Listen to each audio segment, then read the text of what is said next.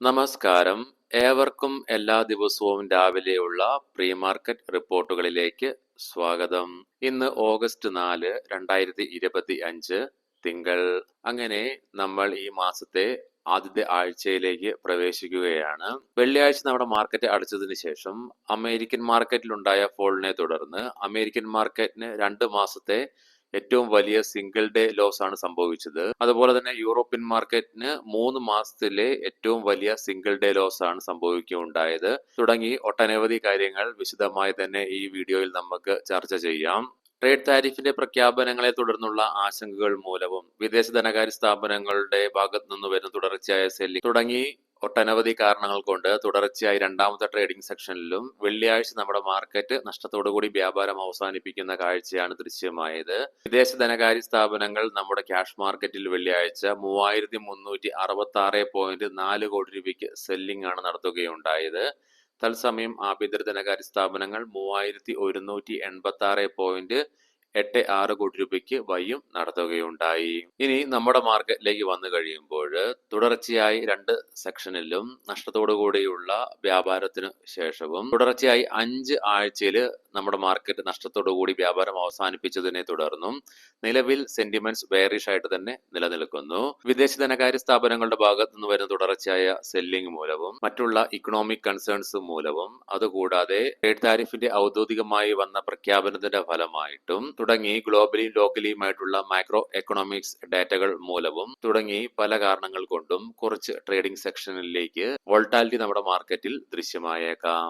വെള്ളിയാഴ്ച 3 മണിയോടുകൂടി Nifty maximum പരിശ്രമിച്ചെങ്കിൽ കൂടിയിട്ടും അതിന്റെ 100-ഡേ EMA ലെവലിൽ നിന്നും ബ്രേക്ക് ചെയ്യുന്ന കാഴ്ചയാണ് ദൃശ്യമായത് 24,600 എന്ന ലെവലിൽ. തൽഫലമായി നിഫ്റ്റിക്ക് 24,600 എന്ന ലെവലിന് താഴെയായിട്ടാണ് വ്യാപാരം അവസാനിപ്പിക്കുവാനായിട്ട് സാധിച്ചുള്ളൂ. അതുകൊണ്ട് തന്നെ സൈക്കോളജിക്കൽ സപ്പോർട്ട് ലെവലും ക്രൂഷ്യൽ സപ്പോർട്ട് ലെവലുമായ 24,500 എന്ന ലെവൽ ബ്രേക്ക് ചെയ്യുകയാണെങ്കിൽ സെല്ലിംഗ് പ്രഷർ അനുഭവപ്പെട്ടേക്കാമെന്നും അതേ തുടർന്ന് നിഫ്റ്റിക്ക് 24,200, 24,000 എന്ന ലെവലുകളിലേക്ക് നിഫ്റ്റി പതിച്ചേക്കാമെന്നുമാണ് അനലിസ്റ്റുകളുടെ അഭിപ്രായം. ഇനി നിഫ്റ്റിയിൽ മുന്നോട്ടൊരു പ്രയാണം സാധ്യമാവുകയാണെങ്കിൽ 24,700, 24,800 എന്ന ലെവലുകൾ നിഫ്റ്റിയെ സംബന്ധിച്ചിടത്തോളം പ്രധാനപ്പെട്ട ലെവലുകൾ തന്നെയാണ്. അതുകൂടാതെ 25,000 എന്ന ലെവൽ ക്രോസ് ചെയ്ത് അതിന് മുകളിലായിട്ട് നിലനിന്നെങ്കിൽ മാത്രമേ നിഫ്റ്റിക്ക് മുന്നോട്ടൊരു കുതിപ്പിന് സാധ്യമാവുകയുള്ളൂ. 25,000 എന്ന ലെവൽ മുകളിലായിട്ട് ക്രോസ് ചെയ്ത് നിലനിൽക്കാത്തടത്തോളം കൺസോളിഡേഷനുള്ള സാധ്യതകളും തള്ളിക്കളയാൻ ആവുകയില്ല എന്നാണ് അനലിസ്റ്റുകളുടെ അഭിപ്രായം. പ്രത്യേകം ശ്രദ്ധിക്കുക, ഇതൊക്കെ അനലിസ്റ്റുകളുടെ അഭിപ്രായങ്ങളാണ്. മാർക്കറ്റാണ്. മാർക്കറ്റിൽ ഒരു കാര്യങ്ങളും കോൺക്രീറ്റ് അല്ല. എപ്പോൾ വേണമെങ്കിലും കാര്യങ്ങൾ മാറി മറിയാം. അതുകൊണ്ട് തന്നെ മാർക്കറ്റ് മാറുന്നതനുസരിച്ച് നമ്മുടെ പൊസിഷനിലും മാറ്റങ്ങൾ വരുത്തേണ്ടതായിട്ടുണ്ട്. കഴിഞ്ഞ മാസത്തെ ഓട്ടോ സെയിൽസിന്റെ ഡേറ്റകൾ വന്നു തുടങ്ങി. ആദ്യമായി തന്നെ ഹീറോ മോട്ടോഴ്സ് അവരുടെ ഡേറ്റകൾ പ്രസിദ്ധീകരിച്ചു. ജൂലൈ മാസത്തെ ടോട്ടൽ സെയിൽസിൽ 21.5% ഉയർച്ച രേഖപ്പെടുത്തുകയുണ്ടായി. ഡൊമസ്റ്റിക് സെയിൽസിൽ 18.7% ഉയർച്ചയും രേഖപ്പെടുത്തി. തത്സമയം എക്സ്പോർട്ടിൽ 64.3% വർധനവാണ് രേഖപ്പെടുത്തുകയുണ്ടായത്. Shree cement, Aurobindo pharma, DLF, Escorts Kubota, Aditya Birla capital, Marico, Ather energy, Bosch, Delta corp, Siemens energy India, Godfrey Phillips India, Inox India, Kansai Nerolac paints, Sona BLW, precision forgings, Sun pharma തുടങ്ങി പ്രധാനപ്പെട്ട കമ്പനികൾ ഇന്ന് അവരുടെ Q1 ഏർണിംഗ്സ് പ്രസിദ്ധീകരിക്കും. പുതിയ റിപ്പോർട്ടുകൾ വരുന്നത് പ്രകാരം IPO ആക്ടിവിറ്റിയിലുണ്ടായ ഉയർച്ചയെ തുടർന്ന് ഫോറിൻ പോർട്ട്ഫോളിയോ ഇൻവെസ്റ്റേഴ്സ് 14,247 കോടി രൂപ ഇന്ത്യൻ പ്രൈമറി മാർക്കറ്റിലേക്ക് ഇൻജക്ട് ചെയ്യുകയുണ്ടായി. നമ്മൾ കുറച്ചേറെ നാളുകളായിട്ട് കാണുന്നുണ്ട് വിദേശ ധനകാര്യ സ്ഥാപനങ്ങൾ ദിനം പ്രതി നമ്മുടെ മാർക്കറ്റിൽ നിന്നും ക്യാഷ് മാർക്കറ്റിലും വിറ്റൊഴിയുന്നു. അതുകൂടാതെ ഇന്ത്യൻ ഫ്യൂച്ചർ മാർക്കറ്റിലെ ഷോർട്ട് പൊസിഷൻസും വർദ്ധിച്ചു വരുന്നുണ്ട്. തൽഫലമായി തന്നെ വരുന്ന റിപ്പോർട്ടുകൾ പ്രകാരം വിദേശ ധനകാര്യ സ്ഥാപനങ്ങളുടെ ലോങ് പൊസിഷൻ 5 വർഷത്തെ ഏറ്റവും ലോ ടച്ച് ചെയ്യുകയുണ്ടായി വെള്ളിയാഴ്ചയോടുകൂടി. വിദേശ ധനകാര്യ സ്ഥാപനങ്ങളുടെ ഭാഗത്തു നിന്ന് വരുന്ന ഈ ഒരു ആക്ഷൻസ് തീർച്ചയായും നമ്മുടെ മൈൻഡില് നമ്മുടെ പൊസിഷൻസ് ഒക്കെ ക്രിയേറ്റ് ചെയ്യുമ്പോൾ വെക്കുക. അതുകൊണ്ട് തന്നെ എല്ലാവരും മാർക്കറ്റിൽ ജാഗ്രതയോടുകൂടി ട്രേഡ് ചെയ്യുവാനും ശ്രമിക്കുക. ഈ ആഴ്ചയിൽ 14 IPOs ലിസ്റ്റിംഗിനായിട്ട് ലൈനപ്പ് ചെയ്തിട്ടുണ്ട്. അതുകൂടാതെ 12 IPOs സബ്സ്ക്രിപ്ഷന് വേണ്ടി ഈ ആഴ്ചയിൽ മാത്രം ഓപ്പൺ ആകുന്നുണ്ട്. ഏകദേശം 9,200 കോടി രൂപയുടെ. വെള്ളിയാഴ്ച ലീഡിംഗ് ആയ ADR സ്റ്റോക്സിൽ HDFC ബാങ്ക് ADR ഒഴികെ ബാക്കി എല്ലാ ADR സ്റ്റോക്സും നഷ്ടത്തോടുകൂടി വ്യാപാരം അവസാനിപ്പിക്കുന്ന കാഴ്ചയാണ് ദൃശ്യമായത്. ഇനി നമുക്ക് ഗ്ലോബൽ മാർക്കറ്റുകൾ പരിശോധിക്കാം. വെള്ളിയാഴ്ച നമ്മുടെ മാർക്കറ്റ് അടച്ചതിനു ശേഷം S&P 500ഉം നാസ്ഡാക്ക് ഒക്കെ 2 മാസത്തെ ഏറ്റവും വലിയ ഇടിവാണ് സിംഗിൾ ഡേയിൽ ദൃശ്യമായത്. അതുകൂടാതെ ഡോ ജോൺസ് ഫ്യൂച്ചർ ഒക്കെ 500 പോയിന്റുകളുടെ മുകളിൽ ഇടിവിലായിരുന്നു എങ്കിൽ ഇന്ന് ഡോ ജോൺസ് ഫ്യൂച്ചർ ഓപ്പൺ ആയപ്പോൾ നിലവിൽ 98 പോയിന്റുകളുടെ നേട്ടത്തോടു കൂടിയിട്ടാണ് വ്യാപാരം ഡോ ജോൺസ് ഫ്യൂച്ചറിൽ ദൃശ്യമാകുന്നത്.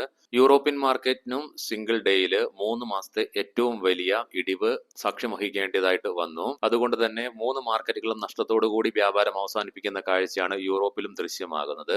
നിലവിൽ ഗിഫ്റ്റ് നിഫ്റ്റിയിൽ 57 പോയിന്റുകളുടെ നേട്ടമാണ് ദൃശ്യമാകുന്നത്. പക്ഷേ ഇന്ന് നമ്മുടെ മാർക്കറ്റിലെ ഓപ്പണിംഗ് കണ്ടു തന്നെ അറിയേണ്ടതായിട്ട് വരും. ഏഷ്യൻ മാർക്കറ്റ്സിലേക്ക് വരുമ്പോൾ നിലവിൽ ജപ്പാൻ മാർക്കറ്റ് 2% നഷ്ടത്തോടു കൂടിയും തത്സമയം കൊറിയൻ മാർക്കറ്റ് 0.5% നേട്ടത്തോടു കൂടിയിട്ടുമാണ് വ്യാപാരം തുടങ്ങിയിരിക്കുന്നത്. കൊമോഡിറ്റിയിലേക്ക് വന്നു കഴിയുമ്പോൾ ബ്രെന്റ് ക്രൂഡിലും ക്രൂഡ് ഓയിലിലും ഗോൾഡിലൊക്കെ നിലവിൽ ഇടിവ് തന്നെയാണ് ദൃശ്യമാകുന്നത്.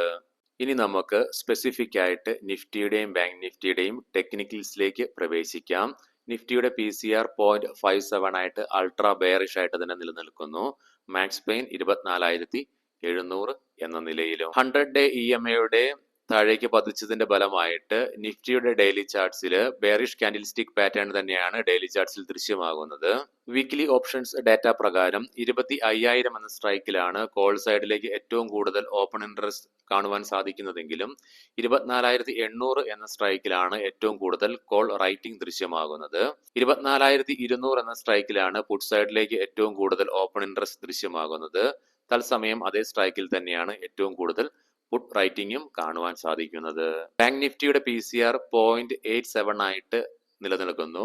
മാക്സ് പെയിൻ 56,000 എന്ന നിലയിലും. വെള്ളിയാഴ്ച ബാങ്ക് നിഫ്റ്റിയിലുണ്ടായ ഫോളോയോടുകൂടി അതിന്റെ ഷോർട്ട് ടൈം മൂവിംഗ് ആവറേജസിന്റെയും മിഡ് ഡേ മൂവിംഗ് ആവറേജ് ആയ 50 ഡേ EMAയുടെ ഒക്കെ താഴേക്ക് പതിക്കുകയുണ്ടായി. തൽഫലമായി തന്നെ ബാങ്ക് നിഫ്റ്റിയുടെ ഡെയിലി ചാർട്ട്സിലും ബെയറിഷ് കാൻഡിൽസ്റ്റിക് പാറ്റേൺ തന്നെയാണ് ദൃശ്യമാകുന്നത്. മന്ത്ലി ഓപ്ഷൻസ് ഡാറ്റ പ്രകാരം 57,000 എന്ന സ്ട്രൈക്കിലേക്കാണ് കോൾ സൈഡിലും പുട്ട് സൈഡിലും ഏറ്റവും കൂടുതൽ ഓപ്പൺ ഇൻട്രസ്റ്റ് ദൃശ്യമാകുന്നതെങ്കിലും 56,000 എന്ന സ്ട്രൈക്കിലാണ് ഏറ്റവും കൂടുതൽ കോൾ റൈറ്റിംഗ് ദൃശ്യമാകുന്നത്.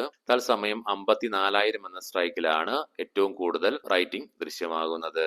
ഇനി നമുക്ക് ഇന്നത്തെ പ്രധാനപ്പെട്ട സ്റ്റോക്കിംഗ് ന്യൂസുകൾ പരിശോധിക്കാം. മുൻകൂട്ടി ഓർമ്മിപ്പിച്ചുകൊള്ളട്ടെ, ഇതൊരു ബൈ ഓർ സെൽ റെക്കമെൻഡേഷൻ അല്ല. ABB ഇന്ത്യ Q1 എല്ലാം പറയുന്നത് Q1 ഇയർ ഓൺ ഇയർ ആണ്. പ്രോഫിറ്റിൽ 20.7% ഇടിവ് നേരിടുകയുണ്ടായി. 443.5 കോടി രൂപയിൽ നിന്നും 351.7 കോടി രൂപയായിട്ട് ചുരുങ്ങി. തത്സമയം റവന്യൂവിൽ 12.2% ഉയർച്ച രേഖപ്പെടുത്തി.